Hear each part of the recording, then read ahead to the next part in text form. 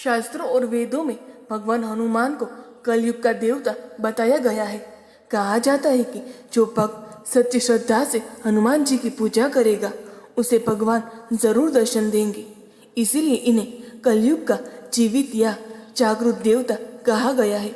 तुलसीदास जी ने भी कलयुग में भगवान हनुमान की मौजूदगी का जिक्र किया है। तुलसीदास जी को हनुमान जी की कृपा से ही भगवान राम और लक्ष्मण जी के दर्शन प्राप्त हुए थे।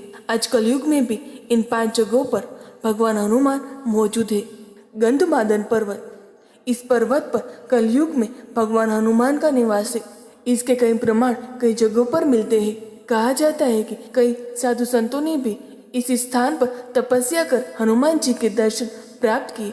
महर्षि कश्यप ने भी इसी पर्वत पर तपस्या की थी। भगवान राम से अमर होने का वरदान प्राप्त कर हनुमान जी ने इसी पर्वत को अपना निवास स्थान चुना।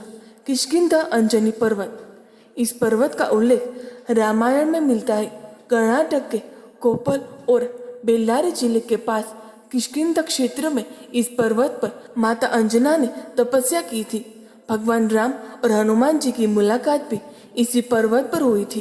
कहा जाता है कि कलयुग में भी इस पर्वत पर हनुमान जी निवास करते हैं। रामायण पाठ, शास्त्रों में कहा गया है कि जहाँ भी रामायण का पाठ होगा वहाँ किसी न किसी रूप में भगवान हनुमान जरूर उपस्थित रहेंगे। इसलिए कई बार ऐसा देखा जाता है कि जहाँ रामायण पाठ होता है वहाँ वानर आ जाते हैं। नीम करोली बाबा, बाबा नीम करोली के भक्त उन्हें साक्षात हनुमान जी का ही अवतार मानते हैं।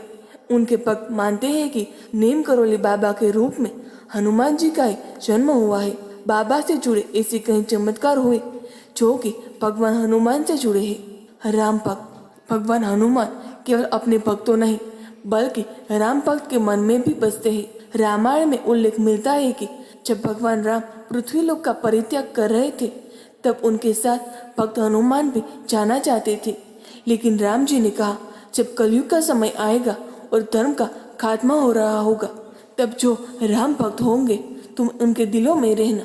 इसीलिए राम भक्त के दिलों में सदा हनुमान जी विराजित होते हैं।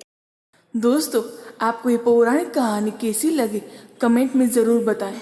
वीडियो को लाइक करें, शेयर करें और हमारे चैनल को सब्सक्राइब करना ना भूलें। धन्यवाद।